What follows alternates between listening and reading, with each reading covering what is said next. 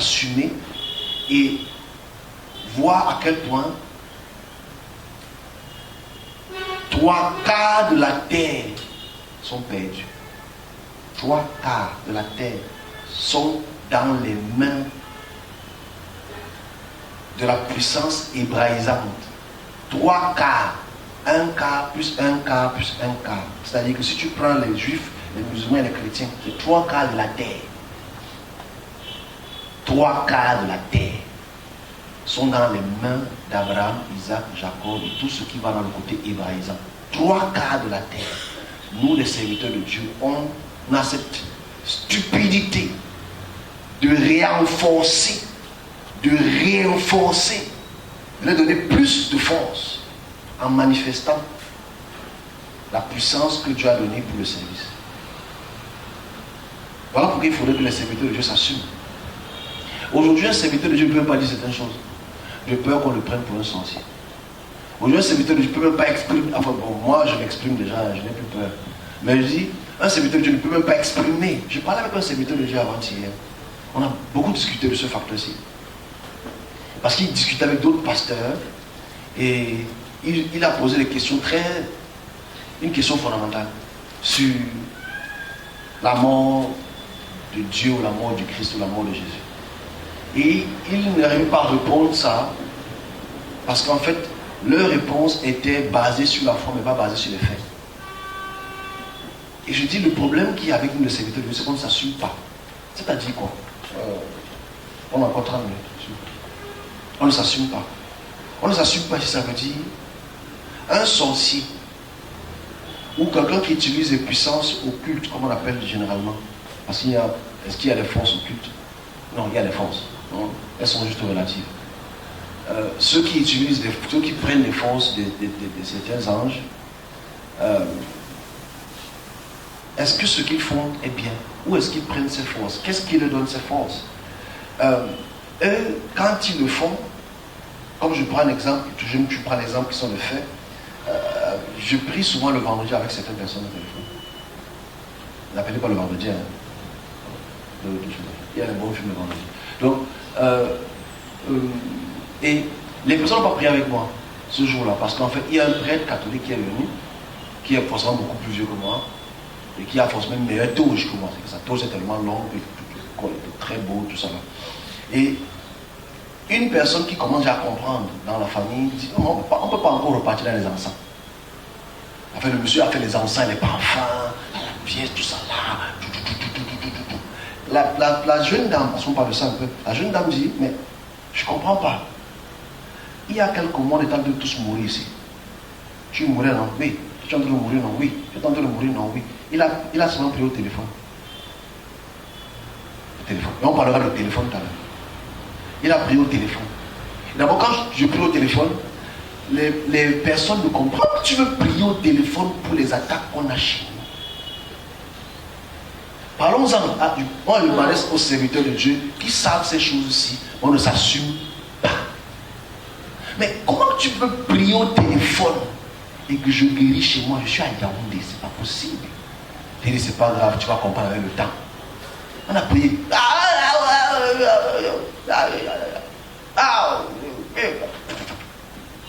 Les choses qui sortaient du corps de ces personnes après la prière étaient, on ne va pas dire ça, c'est grave. Elles sont bien. Mais la question que la fille pose à sa mère, et on va pousser ça dans cette. Mais il n'est même pas venu physiquement à Yaoundé. Il a prié au téléphone. Et on pose la question au serviteur de Dieu. Quel est le mécanisme qui opère que quelqu'un n'est même pas présent physiquement, mais il est au téléphone, ou il n'est même pas seulement au téléphone, mais il interagit? Comment expliquer cela? Multiples réponses de menteurs. C'est Jésus qui apparaît là-bas. Non, c'est la réponse des menteurs. C'est la réponse parce qu'on ne s'assume pas en tant que service de Dieu. C'est-à-dire, dans le domaine de prière, comment est-ce qu'un serviteur de Dieu est? C'est ce que j'ai expliqué il y a peut-être quelques semaines. La double nature du service. Le service physique, comme vous le voyez là, et le service spirituel.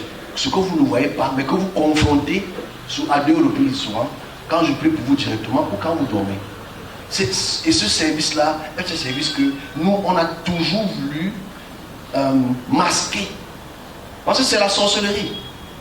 Combien de fois on m'a insulté en tant que sorcier? Comment tu es ici et je dois chez moi? Comment tu es ici, tu pries là-bas et ça arrive là-bas? Comment quelqu'un peut être loin? Parce qu'on n'a pas le calibre de ce que c'est qu'un serviteur de Dieu. Puisque le Christ n'était pas un. Au sens propre. Parce que c'était Dieu, il devait faire plus de choses que ça.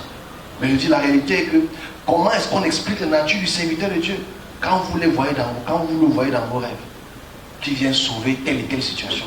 C'est la sorcellerie, parce qu'en fait, souvent, les femmes et les hommes, quand ils apparaissent dans ton rêve, c'est pour appuyer ton cou. Donc quand un serviteur de Dieu dit, j'ai la capacité d'atterrir dans ta maison, tu deviens automatiquement un sorcier. Et c'est un fait. La plupart des serviteurs de Dieu qui ont ce type d'expression, c'est clair qu'ils vont vouloir chercher les versets. N'est-ce pas que Moïse apparaît? C'est des conneries. Il faudrait que les serviteurs de Dieu s'assument dans leur double nature du service. La nature spirituelle agit dans le domaine spirituel et qui impacte le domaine physique. Ça, ils le savent clairement. Donc forcément, quelqu'un peut être au téléphone ici, mais il est chez toi en train de parler. Ce n'est pas que la puissance traverse le téléphone. Ça, c'est encore une autre mauvaise notion. Écoutez ce que je veux dire une chose, parce que les chrétiens ont insulté. Je ne sais même pas si les serviteurs de Dieu peuvent me comprendre à quel point ils sont dans le milieu, comme on dit au quartier. Les chrétiens évangéliques apostoliques insultent les pasteurs qui font ce type de prière. Insultent les pasteurs qui font ce type de prière par télé. On te dit, mais c'est les ondes sataniques que tu envoies à travers la télé. Comment quelqu'un peut être dans un pays et il prie à travers la télé, quelqu'un tombe en Chine? Non, c'est de la sorcellerie, parce que ces mains-là envoient les ondes, parce qu'ils ne connaissent pas ce que c'est que le service spirituel. Parce que bibliquement, ce n'est pas écrit. Et c'est un grave problème de ne pas s'assumer. J'ai eu ces problèmes quand j'étais encore à Koweït. Que quand on regarde ta vidéo, même 3 mois plus tard, il vomit. Comment est-ce que c'est possible? On n'a pas pris la peine d'expliquer déjà ce que c'est que le service, parce qu'on ne s'assume pas. Forcément, si un serviteur de Dieu apparaît dans ton rêve, non, c'est un ange qui a pris ton image. Ce n'est pas un ange qui a pris ton image. C'est le domaine du service de Dieu, parce que le serviteur de Dieu peut être en train de manger, mais son domaine spirituel au travail. C'est important parce qu'en fait, quand c'est le sorcier qui le fait, c'est un sorcier. Mais quand c'est le serviteur de Dieu qui le fait, c'est étrange, parce que Paul ne l'a pas fait. Paul s'est arrêté au 3e ciel. Voilà. Le Christ ne l'a pas fait. Ça peut sembler bizarre, mais écoutez ça sagement.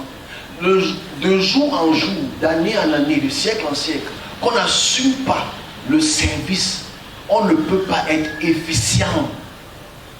Excusez-moi, c'est comme si tu prends un manuel mécanique d'une voiture, d'une moto, n'enfant. Tu prends le module de construction d'une moto n'enfant et tu veux partir utiliser ça sur Prado. Je caricature ça pour qu'on comprenne. Je recommence encore. C'est comme si tu prends le manuel de construction, le manuel de dépannage d'une moto n'enfant. Et tu prends ce papier, tu veux venir expérimenter ça sur une Prado. Ça veut dire que c'est comme si tu prends le texte qui n'est même pas conforme à la puissance que tu as. Et tu veux essayer de le concorder. Alors que ce texte déjà te condamne. Et c'est très grave si on ne s'assume pas, parce que les serviteurs de Dieu qui peuvent me comprendre mais qui vont refuser, c'est leur droit. Quel est le rôle d'être dans le double service? Quel est le rôle d'être dans le service de l'invisible? On ne le sait pas. Puisque ce n'est pas nous qui le faisons, c'est Christ qui fait ça pour nous. On se comprend? Puisque ce n'est plus nous qui vivons. C'est lui qui vit en nous. Mais la question centrale est pourquoi c'est pas le Christ avec les yeux bleus qui apparaît dans tes rêves quand on te sauve? Ça, c'est un autre problème qu'il faut se poser comme question. Moi, j'aimais bien dire, non, il cherche le visa familier. Ça n'a rien à voir. On ne s'assume pas en tant que service. On ne s'assume plus. On a peur de dire la vérité. On a peur de dire la vérité. Je le service. Et comment est-ce que tu voudrais que quelqu'un qui n'est pas dans le service comprenne celui qui est dans le service? Comment? Ce sont des vrais problèmes sociétals qu'on ne s'assume pas. Quand celui qui est dans le service commence à venir vers toi et te touche, naturellement, tu vois la main du serviteur de Dieu. C'est simple. Mais tu ne comprends pas le service derrière, son impact ou son toucher. Ce n'est pas expliqué. Parce qu'en fait, le problème de la plupart des personnes, et ça qui est très grave, c'est que on touche dans le service du général de Dieu parce que la personne a guéri. On n'a pas compris le but du toucher. Parce que souvent, dès que ça finit là, oh, gloire à Dieu, merci Jésus parce que tu m'as guéri. Après on danse, tu danses 3 heures. Quelqu'un qui est mort il y a 2000 ans et qui n'est pas encore venu. Parce que tu n'as pas pris la peine d'assumer déjà. Certains serviteurs de Dieu comprennent ce que je dis. Mais on a peur de la compromission. Et la compromission vaut tout l'or du monde. Donc en fait ici, ce que je veux souvent faire comprendre, en préambule, c'est que si le service de Dieu ne s'assume pas et ne dit pas ce qu'il ou elle est, parce que moi j'ai eu des confrontations étranges. Comment je fais pour expliquer ça aux gens? Comment tu fais pour expliquer aux gens que tu es entré dans tel domaine, tu as vu ça, tu es sorti là? Mais tu es un fou. Tu es un sorcier. Tu es fou. Comment un serviteur de Dieu peut te dire qu'il est entré dans tel domaine, il est entré dans telle maison, il a vu telle chose, mais c'est de la sorcellerie. Forcément, ceux qui sont des orthodoxes dans le contexte biblique ne vont pas te voir pour un homme normal. Ils vont te voir pour un sorcier. Parce que tu n'entres pas dans l'orthodoxie biblique. Qu'est-ce qu'il faut donc faire? Te léguer contre 4 milliards de personnes ou t'assumer? C'est le vrai problème du service de Dieu. Et forcément, si on ne s'assume pas, on ne réussit aucune mission. Parce qu'aujourd'hui, on est dans des croisades. Les croisades, c'est que, déjà la définition du mot croisade, même si c'est modulé aujourd'hui, c'est le retour à la terre promise. Le retour vers la terre promise, il faut que les gens sachent, là, c'est le retour vers la terre. Les gens qui faisaient les croisades, c'est parce qu'ils voulaient reconquérir la terre de Jérusalem. Ça a commencé vraiment à partir de la mère de Constantin, qui s'appelait Suzanne. Ça a vraiment commencé à cette période. Mais ça s'est accentué vraiment au 10e, 11e siècle, où on appelle vraiment les premières véritables croisades. Reconquérir la terre de Jérusalem. Aujourd'hui, on a pris ce nom, les chrétiens ont pris ce nom un peu bizarre. Mais à quoi servent les multitudes de croisades depuis des siècles? Qu'est-ce qu'on garde à sortir d'une croisade? Les guérisons et les délivrances. Qu'est-ce qu'on garde de toutes les méga croisades que vous avez vues dans vos vies? Ce qu'on retient, ce n'est pas automatiquement le message. Parce que les gens qui vont là-bas, c'est parce qu'ils cherchent une solution spirituelle. Parce que ces serviteurs de Dieu ont une solution spirituelle. Mais est-ce qu'on s'assume en tant que service? Est-ce qu'on comprend vraiment le domaine spirituel là? Parce que dès que ça nous dépasse, on prend Job. Dès que ça ne nous arrange pas, on prend Jude. Dès que ça nous dépasse, on prend Moïse. On ne suppose pas les 4 points, les 4 facteurs historiques, contextuels, géographiques et politiques sur ces écritures-là. Et on ne s'assume pas. De toute façon, les choses ne vont pas bien. Les choses ne vont pas bien. Dans le monde aujourd'hui, les choses ne vont pas bien. Qui apporte la justice? Regardez, je prends l'exemple de notre pays, le Cameroun, parce qu'on va parler beaucoup de Cameroun tout à l'heure. Avec beaucoup de messages que j'ai. Regardez le Cameroun. Regardons le Cameroun. Objectivement, enlevez les lunettes de la foi, mes collègues. Prenez les lunettes de la foi, ne jetez pas, mettez ça de côté. Regardons le Cameroun objectivement. Et on se pose des vraies questions. Des vraies questions intelligentes. Comment peut-on comprendre que dans un pays aussi riche que le nôtre, aussi puissant que le nôtre, avec autant d'intelligence et de jeunesse, mais ceux qui nous dirigent sont vieux. Très très vieux. J'ai suivi le discours du président de l'Assemblée nationale d'avant-hier.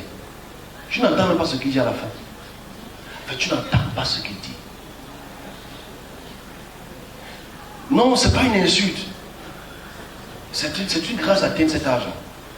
C'est bien d'atteindre cet âge. Je ne dis pas ça parce qu'elle peut, même si c'est un peu calme. Je dis, c'est une grâce d'atteindre cet âge-là. On ne peut pas quand même accepter d'être dirigé par des personnes qui n'ont plus la qualité réflexionnelle. Ce n'est pas possible. Regardez ce qui se passe au Cameroun. On annonce peut-être... par là, je vais peut-être chuter sur un point pour ouvrir une fenêtre, pas une porte. Pourquoi tous les messages des serviteurs de Dieu du Cameroun n'atteignent pas la présidence? Je recommence encore. Pourquoi je m'adresse à tous les gens qui disent qu'ils sont les voix du Cameroun, l'aigle du Cameroun, parce qu'il y en a plein. Il y a les aigles du Cameroun, il y a les voix du Cameroun, il y a la voix authentique du Cameroun. Ils sont pleins. Ce qui est sûr, mes amis, on est tous pareils. Dans le Cameroun, c'est là. Ok. Peut-être d'autres donnent les messages avant. Parce que c'est important. J'ai posé la question à un monsieur qui vient soigner à l'église, parce qu'il est bien partagé, le serviteur de Dieu qui parle du Cameroun. Il dit, mais comment tu les compares? En fait, on dit les mêmes choses. Voilà ce qui va arriver. Bon, peut-être d'autres ont plus de dossiers plus profonds, approfondis que d'autres. Mais respectivement sur le devoir que tu as. C'est pas moi. Enfin, je vais regarder sur la page si c'est le cas. Mais je dis, la réalité est que on voit les choses du Cameroun. Et pourquoi nos messages n'arrivent pas à être dit? Que le président prend ça et il dit non. Avec les événements que les 10, 15, 20 s'ils disent non. Là, ça c'est la voix de l'invisible. Pourquoi est-ce qu'ils continuent à être dans leur loge? Pourquoi est-ce qu'ils continuent à boire le sang? Toutes les choses qui arrivent. Pourquoi est-ce qu'ils continuent à liquider beaucoup de personnes? Regardez la mort de ce journaliste qu'on a annoncé ici en 2021. Qui a pris ça en compte? Personne. Je dis en fait, on va se dire, mais Dieu au contrôle. Ça c'est l'expression des faibles, l'expression des ignares, enfin des ignames. C'est l'expression des faibles. Parce que l'histoire de Dieu au contrôle, il faut déjà, on va prendre les questions de ceci dans 10 ans, mais l'histoire de Dieu au contrôle, c'est une cupidité. Parce que si vraiment Dieu au contrôle, c'est que c'est un mauvais Dieu. Je dis que si ton expression, et c'est ton droit d'avoir ton expression, mais ton expression est absolument caduque. Si tu dis que Dieu au contrôle du Cameroun, quand je parle de Dieu, c'est que ton Dieu, non? Parce qu'il faut d'abord caractérise ce qui est ton Dieu. Ton Dieu est un Dieu de justice, là en colère, riche en bonté, Si on essaie de voir sa richesse en bonté, on est esclave depuis 400 ans. On est colonisé depuis 70 ans. On est néocolonialisé depuis 30 ans. On vit dans l'abjecte pauvreté depuis beaucoup de temps. Je parle du Cameroun, je suis sur le Cameroun. Où est l'aide? Pourquoi nos messages n'atteignent pas cet endroit? Vous avez jeûné, vous avez prié. Vous êtes allé sur la montagne avec les grands bâtons. Vous êtes resté là-bas 30 jours sur le foie. Vous êtes descendu. Le seul message que vous avez, c'est Jérémie chapitre 31. C'est la réalité en fait. Parce que parce qu'il faut exprimer ça. Ceux qui ne comprennent pas ce que je dis, c'est parce que peut-être ils ne comprennent pas le service d'expression angélique. Parce qu'un ange peut exprimer une volonté ou des événements d'un pays. Mais ça change.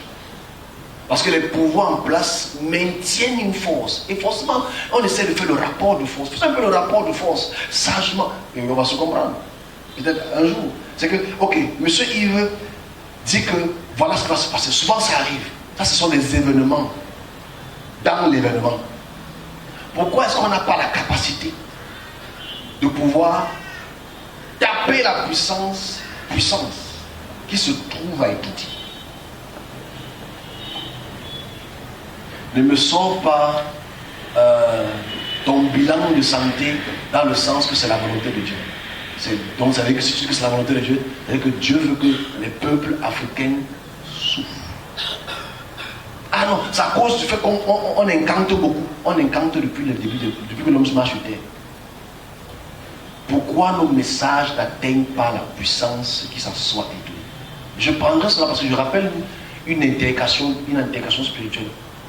Je ne vais pas dans tous les détails parce que ce n'est pas très important pour vous pour l'instant. C'est, tu entres dans les domaines spirituels qui incombent, qui assujettissent, qui martèlent le pouvoir en place. Et c'est là où tu réalises que tous nos hommes de force là n'ont pas de force. Je recommence encore une chose qui est simple à expliquer. Je dis que c'est quand tu entres dans... Je ne parle pas comme quelqu'un qui a entendu quelqu'un parler. Okay? Je parle comme quelqu'un qui entre, qui sort. Voilà pourquoi il y a des messages dans cette enceinte-là. Je dis, il est impossible pour toi d'entrer et de voir les figures ministérielles, de voir les figures présidentiables, ne pas avoir la force sur les esprits qui les imposent des choses. Vous savez, moi j'aime parler avec les faits. Je ne parle pas avec la foi que les faits. Parce que moi je n'ai pas foi. Excusez-moi encore peu. La foi c'est une connerie. La foi c'est une connerie. Excusez-moi, ceux qui ont la foi c'est une connerie. Parce qu'en fait, ceux qui vous martèlent n'ont pas foi. Ils ont la puissance. Ceux qui vous assujettissent au Cameroun, ils ne le font pas par foi. Ils le font par ngoum. C'est le ngoum. C'est le ngoum. Bon, ngoum, ceux qui vont ngoum, ça veut dire force. C'est le ngoum. Bon, imagine-toi que j'entre au palais. J'entre au palais, sous le palais. Et dans cette interaction spirituelle, des anges ou des entités spirituelles m'y amènent contre leur gré. J'expliquerai peut-être un jour, contre leur gré. Et je vois ce qu'ils préparent pour le Cameroun. Je prends cela et je viens exprimer aux Camerounais. Aujourd'hui, on vit les séquelles. C'est-à-dire, je prends seulement les augmentations de prix de tout, seulement au Cameroun. Et pourquoi est-ce que les puissances en place n'ont pas décidé de dire stop? Pourquoi est-ce qu'ils ne peuvent pas dire non, on ne peut pas quand même faire ça, on ne peut pas quand même augmenter ça, on ne peut pas quand même augmenter ça? Pourquoi est-ce qu'ils sont en accord avec ce que ces esprits ou ces puissances disent? Mais les hommes qui sont au courant de ce qui se passe dans les bas-fonds ne peuvent pas comprendre ce que j'explique. Je recommence encore ça. Je dis bien, quand j'y suis entré dans différentes formes, l'une des choses qui m'a marqué, c'est le manque de force que les hommes qui sont des leaders de ce pays ont comme force devant ces puissances. Donc on réalise que aujourd'hui, tout peut augmenter. Mais on se pose la question, pourquoi est-ce que les Camerounais ne s'indignent pas comme d'autres pays? Ce n'est pas qu'on est trop pacifique. C'est qu'on a endormi. Qu'est-ce qui nous endort? Comment ça fonctionne? Comment aujourd'hui encore on peut être dans ce type de choses où on tue un journaliste? Non, pas tuer. On assassine un journaliste. On coupe les doigts. On coupe la langue. On amoche le derrière. On coupe le sexe. Et les gens restent tranquilles. C'est les gens de l'extérieur qui parlent. Il y a un problème. Hein? Si pour vous, ce n'est pas un problème, c'est un vrai problème. C'est un vrai problème. Et moi, j'en parle parce que je serai une victime de moi. Je ne mourrai pas comme ça. Je serai une victime parce que tous ceux qui parlent, on ne veut pas que tu parles. L'année, si mes problèmes commencent, enfin, ceux que je vais encore là, vous allez voir, mais je dis, ceux qui parlent, vous avez des problèmes. Dès que tu commences à dire les réalités et que ça gâte le puissant de quelqu'un, quelqu'un va forcément vouloir te tuer. Ça, c'est la réalité. Et forcément, si nous sommes dans un pays où la mort n'indigne plus les gens, c'est un vrai problème. Comment est-ce que les journalistes ne peuvent pas se lever et marcher? Non. Gombo, 25, 10 francs. Ah, je suis fatigué, je ne marche pas. Dans d'autres pays, souvent limitrophes, c'est que c'est fini. C'est que les gens marchaient, cassaient les choses en route. Je ne suis pas pour les casses, c'est pas clair. Je suis contre l'injustice. Et moi, quand j'essaie de voir tous mes super pasteurs qui sont sur la toile, personne n'en garage. Non. On a d'autres choses à faire, il y a la janviose. Personne n'ouvre la bouche. Combien même ont vu ça? Mais c'est eux les généraux des généraux. C'est grave en fait. Combien ont vu? Parce qu'il n'y a pas que cette histoire de M. Zoro. Combien ont vu les événements qui ont dérangé seulement janvier? Mais c'est eux les généraux des généraux. Je n'ai rien contre eux, je les aime beaucoup, c'est des gens très très gentils. Mais on ne s'indigne pas de ça. Parce que forcément on ne voit même pas ça. Et forcément, on est clanique, on est dans un clan. On est dans quel clan aujourd'hui? On est dans quel clan? Ça fait peur, hein? Ça fait pousser. Il y a quelqu'un qui m'a appelé que, oh mon Dieu, quand tu parles trop là, il faut commencer à trouver les mots. Mais est-ce que tu penses que tu vas te protéger? J'ai dit, je ne sais pas si tu vas me protéger. Il aurait dû protéger Zobo d'abord. C'est vrai. C'est important de le dire. Mais nous sommes dans un monde où la puissance parle. Regardez à quel point son village ne se lève même pas pour faire les choses. C'est sporadique. Les chefs se lèvent, ils parlent. D'autres disent non, on n'a pas parlé. L'argent entré. C'est fini. On a tué un mouvement comme ça. Boum, boum, c'est passé. Et on accumule les morts des gens qui disent la vérité. Forcément, ceux qui disent la vérité, vous avez reçu votre message. N'ouvrez plus votre bouche. Moi, aujourd'hui, j'ai les dossiers encore. Je fais comment? J'ai au moins une dizaine de dossiers. Je fais comment? Je rends grâce à celui qui m'envoie que je ne suis pas un parcours populaire. Sérieusement. Imaginez-vous que je suis peut-être populaire comme certains. C'est que je suis cuit. C'est que maintenant les gars du corps là comme ça, sont là comme ça. Ok. Il y a les gens qui veulent parler comme gars du corps, ça. Ok. Dès qu'on tire là-bas, c'est toi qui saute. Ah, boum, je prends la balle à ma place. Et ça te loupe. C'est que tu es mauvais gars du corps. Donc la réalité est que c'est dangereux de parler aujourd'hui. Bon, c'est vrai que vous n'êtes pas à la place de celui qui parle, parce que vous êtes là. Amen. Mais les services secrets sont très avancés. On ne sait pas qui suit qui ici dedans. On ne sait pas qui suit qui ici dedans. On ne sait pas à qui on va donner 3 millions que Bob Lett is pastor. On ne sait pas. Je sais que les gens disent moi, mon man of God, même si on donne tout l'argent du monde, il dit que laisse, attends quand tu auras foiré. On va te mettre seulement 500 000. On va aller là. Devant. Il y a un qui descend encore plus bas. Moi, il reste sur 500 000. Ouais, mais 500 000 comme ça. Ton man of God, qu'est-ce qu'il a même bien fait? Ah, man of God là. Moi, je ne peux pas parler parce que Dieu me regarde. Dieu me regarde. Je me regarde, je ne peux pas parler. Oh ouais, mais ton enfant est malade. C'est vrai que mon enfant est malade.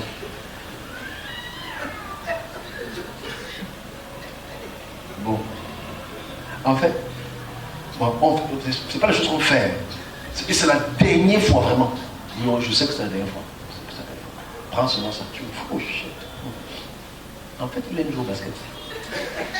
En fait, si tu veux le coincer, tous les 10 heures du matin, il sort comme ça. Ouais. Il aime le porc.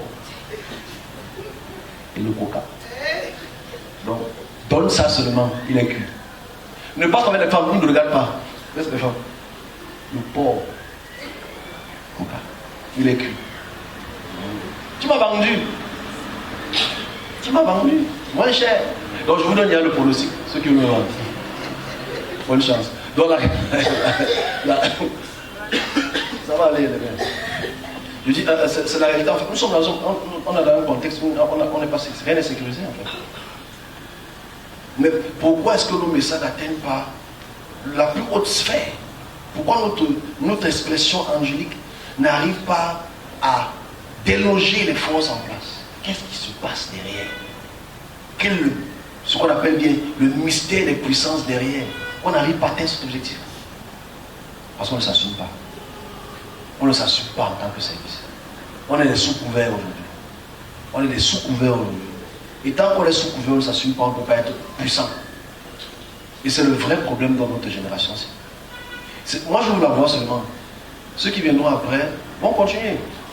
Moi, je fais seulement l'effort d'ouvrir la voie pour que les serviteurs de Dieu de demain puissent s'assumer et de faire bien leur travail.